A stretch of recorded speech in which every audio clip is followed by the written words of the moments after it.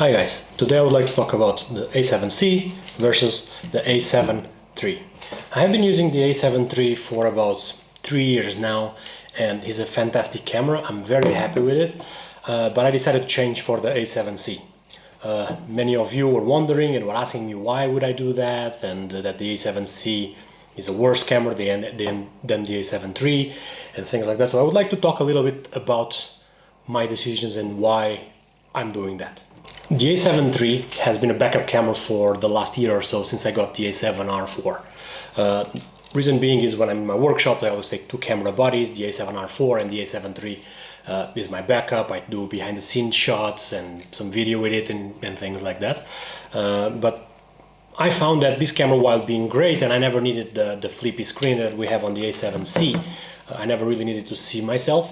Now I do. Since I started my YouTube channel, this screen has been very important and I've been missing it a lot in my A7 III.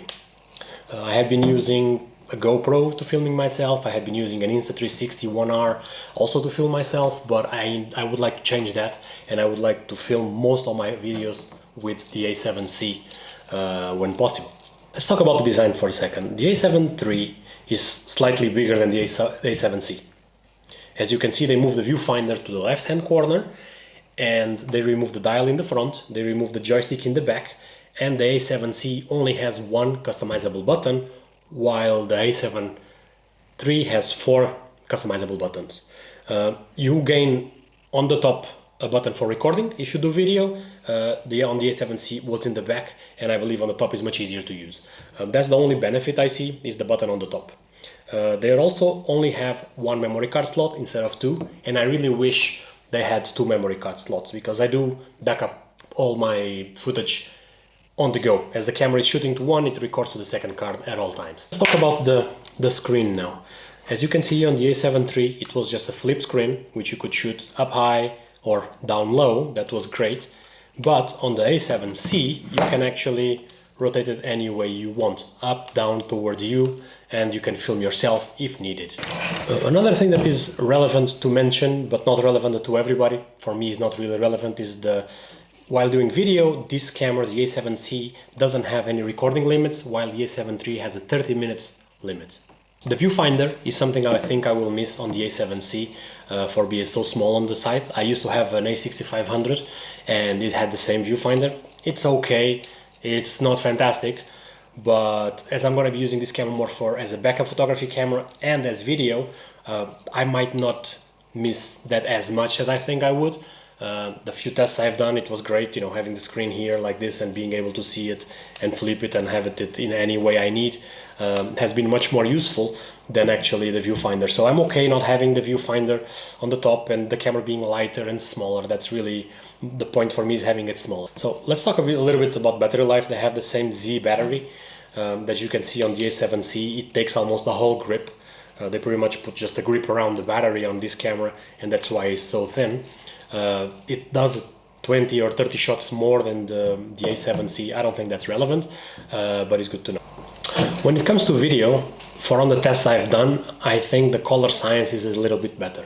They use the same algorithms as they're using on the Sony A7 III, and I think the image is slightly sharper than the A7 III, not by a whole lot, but I think it is noticeable a little bit, and I do definitely like more the video on this camera than on this camera.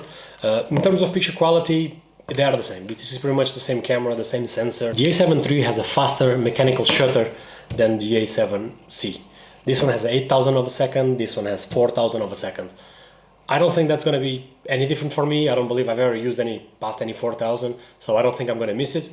I don't know why it only has 4,000. There must be some limitations here, or they just don't want to give you everything that you can get on this camera. In the end of the day, this camera is slightly more expensive than this one, so you won't have all the same things, all the same features on both cameras. Let's talk about the menus for a second there. I know people usually hate the Sony menus. I got used to it, so I don't really care. It's not something I use a lot, and I got used to it. I'm actually happy that the A7C doesn't have the new A7S III menus. Reason being, I have the A7R4 and the A7C, they both share the same menu. So it's much easier for me to have just one menu system that I know when it's one camera on the other camera, and that I'm happy that they didn't actually change for the A7C. I'm probably the only one saying that, but for me and for my workflow, I think it's better that the menus stayed as they were. So why would I change the A7 III to the A7C? The reason is because of the flippy screen. I really want to start shooting myself, and most of the time I'm shooting alone, so I need to see what I'm shooting, and I like to have the IAF continuous in video. Also the size helps. The difference is not that big, it's only 150 grams or so, but I think it's important to have a smaller camera body. It's also a backup camera, a backup photography camera, which is much smaller. You just throw it in your bag and you don't even think about it. This camera is just overall heavier, and not having the screen as I want, it's defeating the purpose of making my life easier. And that's what I really want when I'm using my camera on the field. I want to be focused on photography. I'm doing video as well, but I don't want to be bothered by the camera not being able to do what I want. I love the new dedicated button of video recording over here rather than the back. Should you change between the A7 III and the A7C? For photography, I would say no. I think the A7 III is a more than capable camera, and I wouldn't change it if it wouldn't be for video.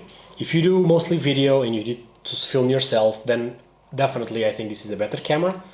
But you can also wait a couple of months, and I'm pretty sure that the A7 IV is around the corner. This is 3 years old, so I think that the lifetime of this camera is going to be, I think it's going to be discontinued pretty soon.